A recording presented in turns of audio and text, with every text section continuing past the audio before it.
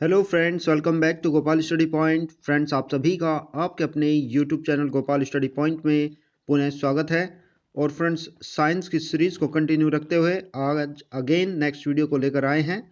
और इस वीडियो में अगेन हम बहुत ही मोस्ट इंपॉर्टेंट क्वेश्चंस के ऊपर डिस्कस करने वाले हैं। सो फ्रेंड्स, आपसे रिक्वेस्ट करूंगा वीडियो को शुरू से लास्ट तक देखना है। सभी क्वेश्चनों को आपको स्वयं से अटेम्प्ट करना है और अपने क्वेश्चनों का आंसर आप कमेंट बॉक्स में लिख सकते हैं। तो चलिए फ्रेंड्स, स्टार्ट करते हैं आज का वीडियो सेशन। तो इसमें सबसे पहले नंबर का क्वेश्चन है, न्यूट्रॉन के संदर्भ में विचार करें। यानी कि न्यूट्रॉन के संदर्भ में कुछ क्वेश्चंस पूछे गए हैं, तो उसमें से हमें बताना है कि कौन से सही हैं। तो यहाँ पर सबसे पहला ऑप्शन है, न्यूट्रॉन की खोज 1932 में जेम्स चैडविक ने की थी।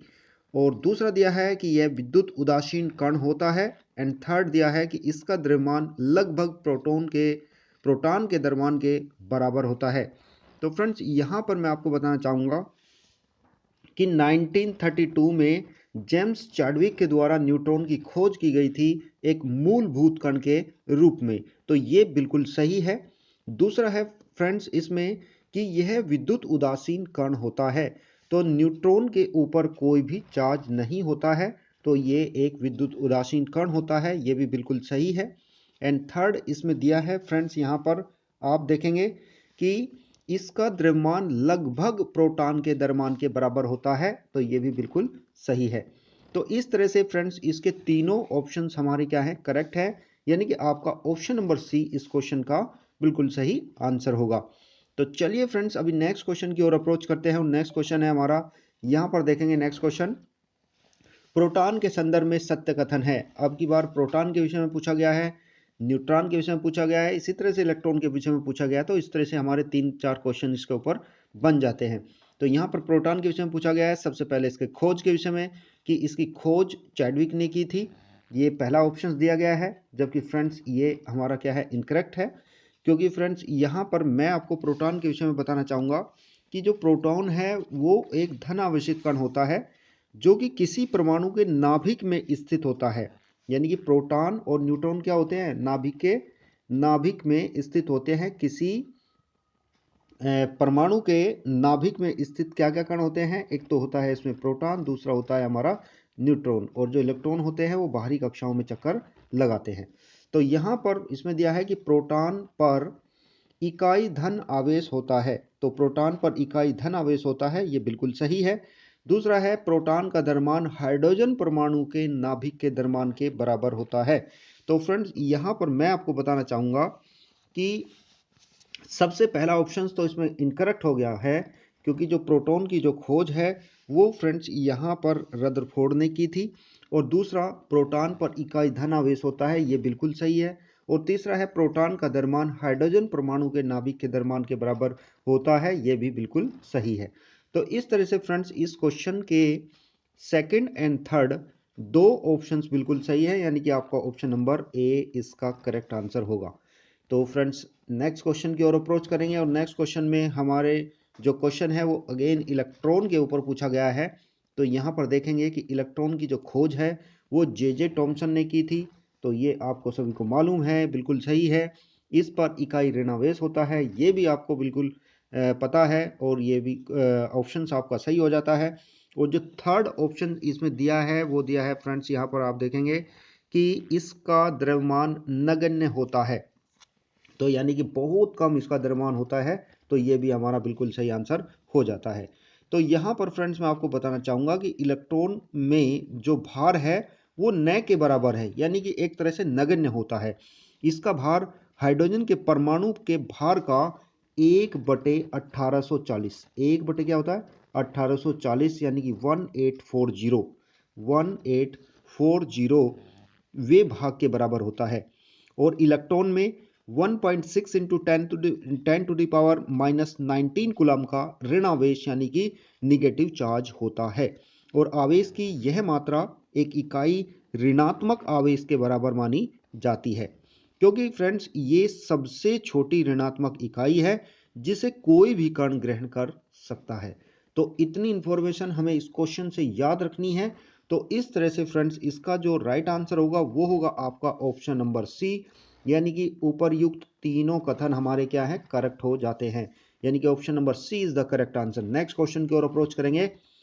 शुद्ध पदार्थ के अणु होते हैं, यानी कि जो हमारा जो प्योर मैटर होता है, शुद्ध पदार्थ होता है, तो उसके अणु कैसे होते हैं वो हमें बताना है। यहाँ पर ऑप्शंस में दिए गए हैं। सूक्ष्मतम कण जो स्वतंत्र अवस्था में रह सकते हैं, दूसरा अणु तत्व और यौगिक दोनों के हो सकते हैं, तीसरा है अणु में पदार्थ के सारे गुण धर्म विद्यमान होते हैं। तो फ्रेंड्स यहाँ पर मैं आपको बताना चाहूँगा कि किसी पदार्थ का वह सबसे छोटा कण जिसमें उस पदार्थ के सारे गुण धर्म बने रहते हैं, अणु कहलाते हैं। यह सूक्ष्मतम कण होता है जो स्वतंत्र अवस्था में रह सकता है, परंतु रासायनिक अभिक्रिया यानी कि केमिकल जो रिएक्शन होती है उसमें भाग नहीं लेता है। तो परमाणु रासायनिक अभिक्रिया में भाग लेता है। इन दोनों में इतना डिफरेंस होता है। तो यहाँ पर इस तरह से इस क्वेश्चन का जो राइट आंसर होगा फ्रेंड्स वो होगा आपका ऑप्शन नंबर सी। यानी कि तीनों के तीनों हमारे ऑप्शंस क्या हो जाते हैं, करेक्ट हो जाते हैं। सूक्ष्म कण स्वतंत्र अवस्था में रह सकते हैं, दूसरा अणु तत्व या यौगिक दोनों के हो सकते हैं, तीसरा अणु में पदार्थ के सारे गुण विद्यमान होते हैं। तो तीनों ऑप्शंस हमारे करेक्ट हो जाते हैं।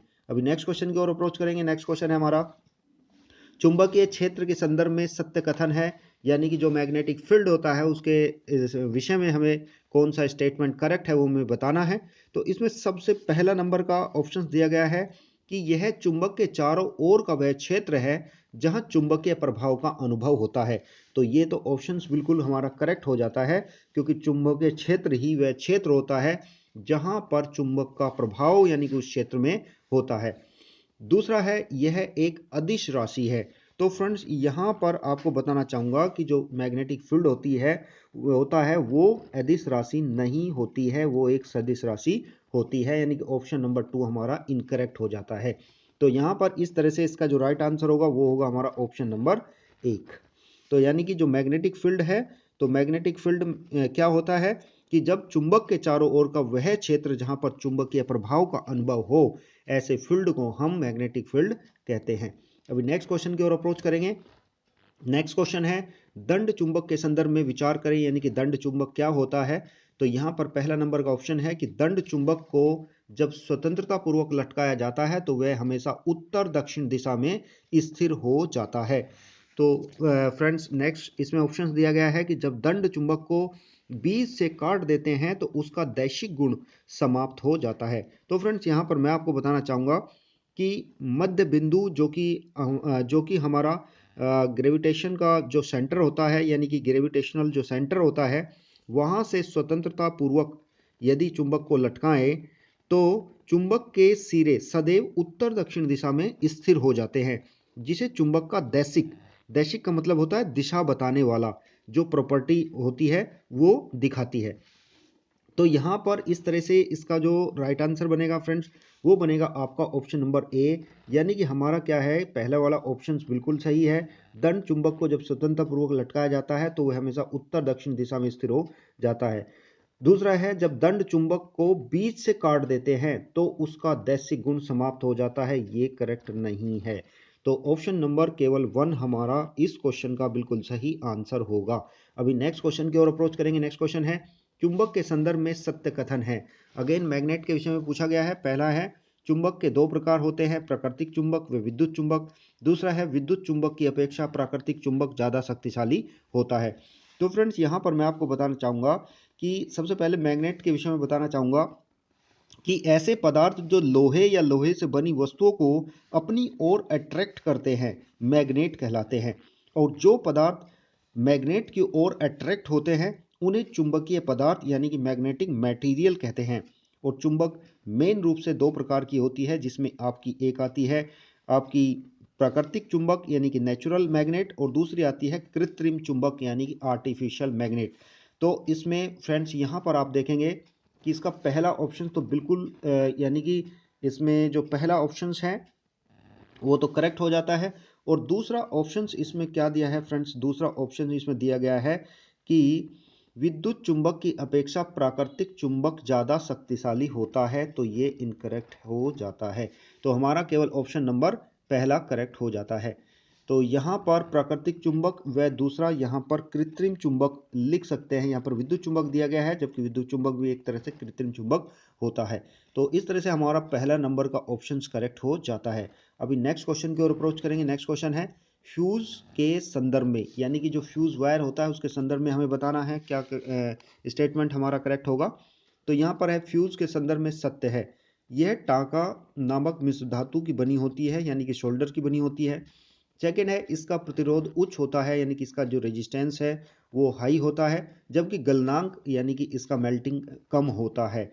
तो यहाँ पर फ्रेंड्स आपको मैं बताना चाहूँगा कि जो भी हमारे इलेक्ट्रिकल जो अपैरेटस होते हैं उनको खराब होने से बचाने के लिए प्रत्येक विद्युत परिपथ में एक छोटे व कम गलनांक वाले मिश्र धातु के तार के टुकड़े का प्रयोग किया जाता है, और इस छोटे से तार को हम क्या बोलते हैं, फ्यूज बोलते हैं। और ये मिश्र धातु टांका यानी कि शोल्डर का बना हुआ होता है। तो फ्रेंड्स यहाँ पर आपका जो राइट आंसर होगा वो होगा फ्रेंड्स आपका ऑप्शन नंबर सी, यानी कि हमारा पहला और दूसरा दोनों ही हमारे ऑप्शंस करेक्ट हो जाते हैं। अभी नेक्स्ट क्वेश्चन की ओर बढ़ेंगे। नेक्स्ट क्वेश्चन है निम्नलिखित कथनों पर विचार करें। किसी चालक में धारा प्रवाहित करने पर चालक के चारों ओर चुंबकीय क्षेत्र उत्पन्न हो जाता है। दूसरा है चुंबकीय क्षेत्र का परिमाण प्रवाहित होने वाली धारा के परिमाण के अनुक्रमानुपाती होता है।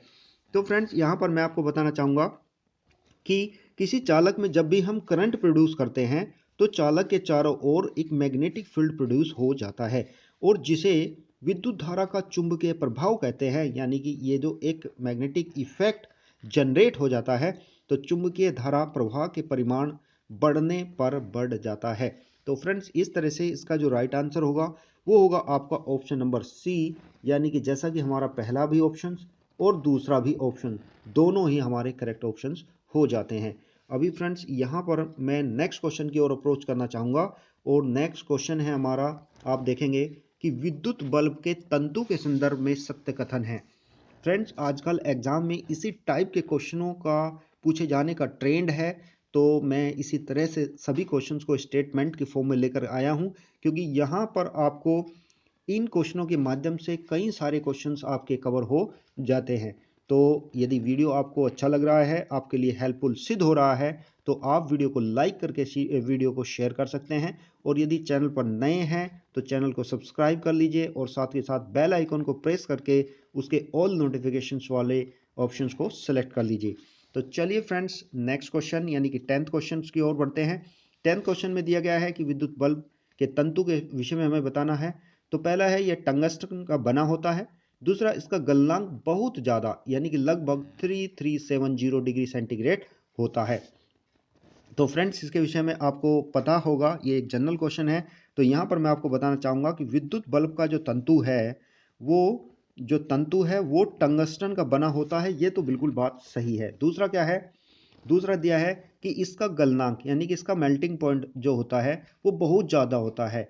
तो कितना ज़्यादा होता है, 3370 होता है। तो ये भी बात बिल्कुल ही सही है।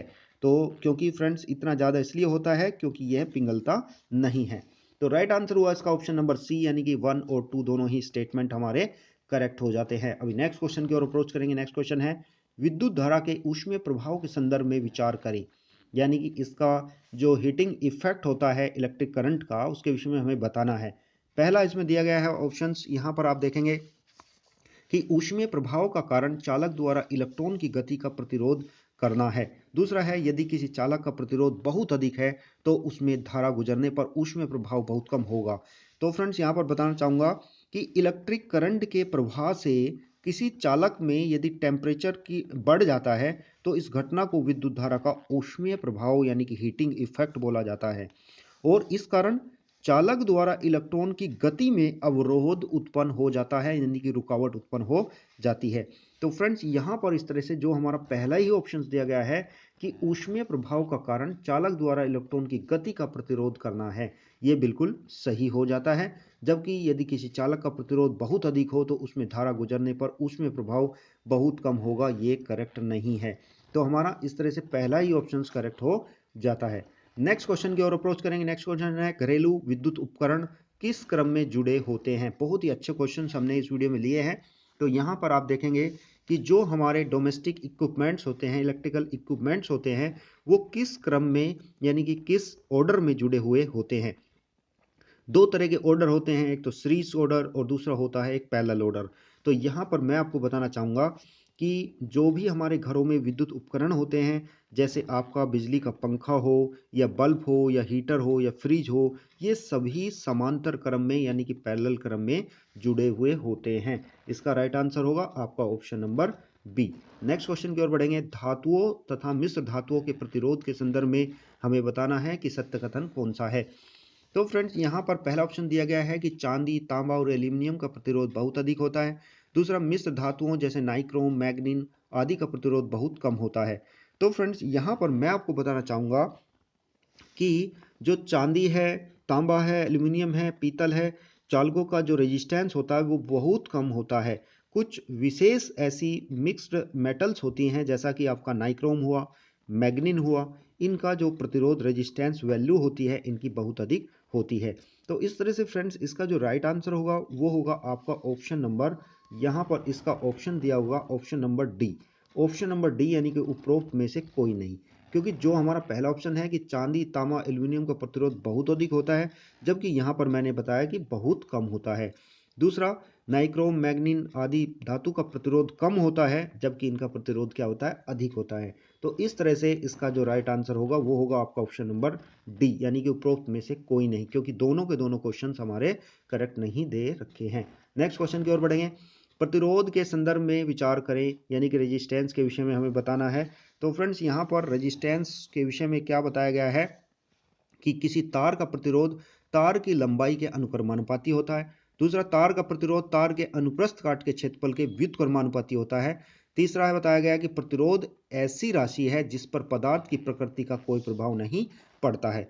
तो फ्रेंड्स यहाँ पर मैं आपको बताना चाहूँगा कि जो प्रतिरोध होता है आर इजगल टू क्या होता है, रो एल अपॉन ए, ये फॉर्मूला आपने पढ़ा होगा। तो यहाँ पर आप देखेंगे जैसा कि पहला ऑप्शन दिया गया है कि किसी तार का प्रतिरोध तार की लंबाई के अनुक्रमानुपाती होता है, तो अनुक्रमानुपाती यहाँ से फॉर्मूले से डायरेक्टली देख रहे हैं। दूसरा, तार का प्रतिरोध अनुप्रस्थ काट के क्षेत्रफल के व्युत्क्रमानुपाती होता है, तो ये भी आप यहाँ पर देख रहे हैं। तो दोनों के दोनों हमारे पहले ऑप्शन करेक्ट हो जाते हैं। तीसरा है प्रतिरोध ऐसी राशि है जिस पर पदार्थ की प्रकृति का कोई प्रभाव नहीं पड़ता है, तो ये बात गलत हो जाती है क्योंकि पदार्थ की प्रकृति का प्रभाव पड़ता है। तो इस तरह से हमारा पहले और दूसरे यानी कि फर्स्ट एंड सेकंड ऑप्शंस हमारे करेक्ट हो जाते हैं, यानी कि आपका ऑप्शन नंबर ए करेक्ट होगा। अभी next question and the last question of this video देखेंगे फ्रेंड्स। सेल के विद्युत वाहक बल के संदर्भ में सत्य कथन हमें बताना है कि सेल का विद्युत वाहक बल के विषय में क्या क्या स्टेटमेंट्स यहाँ पर दिए गए हैं, उनके विषय में हमें बताना है। तो फ्रेंड्स यहाँ पर मैं आपको बताना चाहूँगा, सबसे पहला इसमें ऑप्शन दिया गया है कि विद्युत धारा न लेने की दिशा में सेल के ध्रुवों के बीच का जो विभवांतर सेल का विद्युत वाहक बल होता है। दूसरा क्या है, विभवांतर को वोल्टमीटर से मापते हैं। तो फ्रेंड्स यहाँ पर क्या है कि सबसे पहले विद्युत वाहक बल क्या होता है इसके विषय में बताना चाहूँगा कि जैसा कि यदि हम वोल्टिक या फिर गैल्वेनिक सेल के इलेक्ट्रोडों के मध्य यदि देखें तो अधिकतम विभवांतर या विभव में अंतर के मान को, यानी कि उनके इलेक्ट्रोडों के मध्य जो अधिकतम विभवांतर या विभव में अंतर के मान को सेल का विद्युत वाहक बल या सेल का विभव कहा जाता है। यह किसी भी तत्व, यौगिक या आयन की इलेक्ट्रॉन ग्रहण करने या त्यागने की क्षमता को दर्शाता है। ये बात बहुत ही मोस्ट इंपॉर्टेंट है, ये हमें याद रखनी है। दूसरा, जैसा कि इसमें ऑप्शंस दिया गया है कि ऑप्शन नंबर 1 दिया गया है कि विद्युत धारा न लेने की दिशा में, जब किसी भी सेल से विद्युत धारा नहीं ली जाती है तो उस टाइम ध्रुवों के बीच का जो विभवांतर होता है वो विद्युत वाहक बल होता है। ये बिल्कुल बात यहाँ पर सही दी गई है। दूसरा है, विभवांतर को वोल्टमीटर से नापते हैं, तो ये बिल्कुल जनरलाइज क्वेश्चन हो जाता है। ये आप सभी को मालूम होता है कि विभवांतर को वोल्टमीटर के द्वारा मापा जाता है, ये बिल्कुल सही आंसर हो जाता है। तो इस तरह से फ्रेंड्स इसके दोनों ही आंसर बिल्कुल करेक्ट हो जाते हैं, यानी कि आपका ऑप्शन नंबर सी इसका बिल्कुल सही आंसर होगा। तो फ्रेंड्स इस तरह से हमने इस वीडियो में बहुत ही मोस्ट इम्पोर्टेंट साइंस के क्वेश्चंस को लिया है और मैं उम्मीद करता हूं कि आपको वीडियो अच्छा लगा होगा। यदि आपको वीडियो अच्छा लगा है और यदि वीडियो आपके लिए हेल्पफुल सिद्ध हुआ होगा तो आप वीडियो को लाइक करके वीडियो को शेयर कर दीजिए। यदि चैनल पर नए हैं तो चैनल को सब्सक्राइब कर लें, बेल आइकन को ऑन कर दें। फ्रेंड्स, ये जो हमारा प्रयास है वो आपको कैसा लगा आप कमेंट बॉक्स में लिख सकते हैं और अपनी तैयारी को और बेहतर बना सकते हैं। तो चलिए फ्रेंड्स, मिलते हैं नेक्स्ट वीडियो में। तब तक के लिए आपका दिन शुभ हो, मंगलमय हो और इसी शुभकामना के साथ आपका बहुत बहुत धन्यवाद। जय हिंद, जय Bharat and thanks for watching this video.